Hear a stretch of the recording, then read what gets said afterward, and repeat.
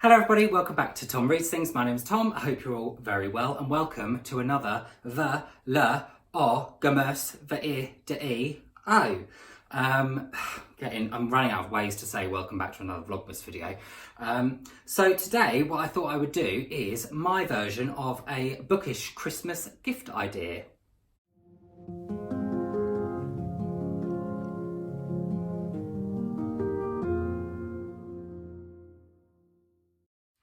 So there are some blooming fantastic Christmas gift idea videos going around on Booktube this year. Especially the one that I've loved the most was Lauren from Lauren and Book. She did an amazing Christmas gift idea, and she had this fantastic one of the kind of gifts that really stood out to me was this book box, surprise book box thing, and it was around the bell jar, and it was done up so beautifully, and it had a lovely copy of the bell jar inside, and it was just absolutely lovely. It had bows, it was a lovely box, everything was bloody lovely. So yeah, that kind of inspired me to do a Christmas gift guide video. So what my video is centered around is, if you have somebody bookish in your life, if there's somebody you know who likes reading and you're struggling to know what to get them, because it can often be difficult. If you think about it, you want to get them a book probably, but then you're thinking, my God, what should I get them? What if they've read everything that's ever been published? What can I get them? So yeah, these are just some kind of ideas for Christmas gift ideas for bookish people.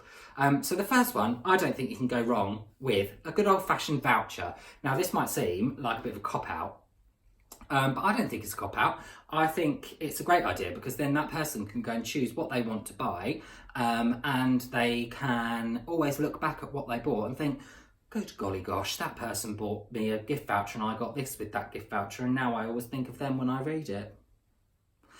So yeah, I always like a gift voucher. I think it's a nice thing to receive. I would always say this is for a very prominent and successful bookshop, chain bookshop in the UK. But I would always say, if you can, try and get a book voucher for an independent bookshop around where that person lives. Because I think it's obviously really great to try and support local independent booksellers. For me, there's a beautiful independent bookseller. Well, I don't know if they're independent actually. They've got about 5 stores, but they're absolutely gorgeous. Toppings and Co. That's my kind of local independent bookshop. But yeah, if you can, get a voucher and get it for an independent bookshop.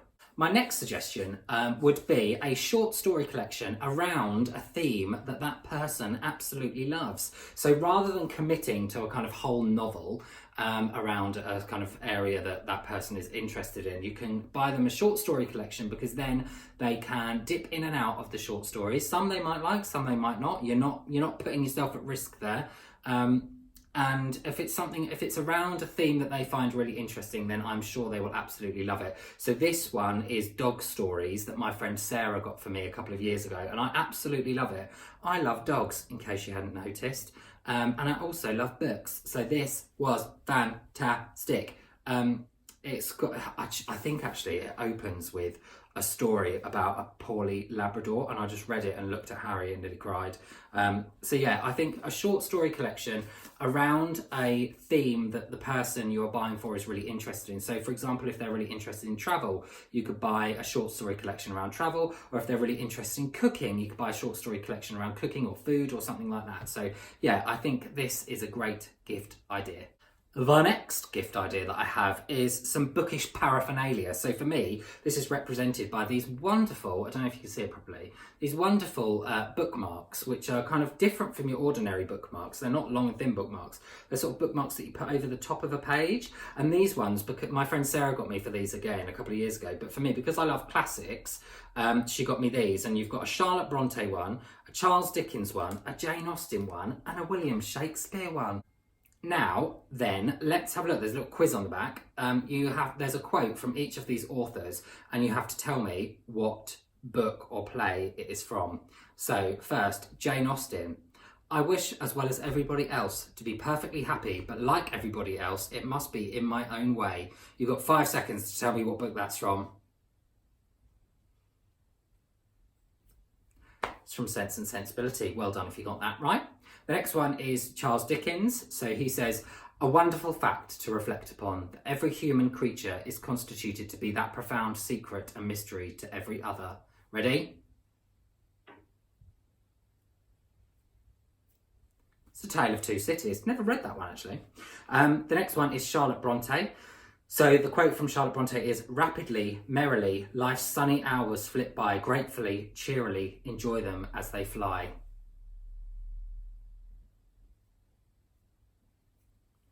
That's Villette. Really enjoyed Villette, love Villette. And the William Shakespeare quote, which play is this from? "Be not afraid of greatness. Some are born great, some achieve greatness, and others have greatness thrust upon them."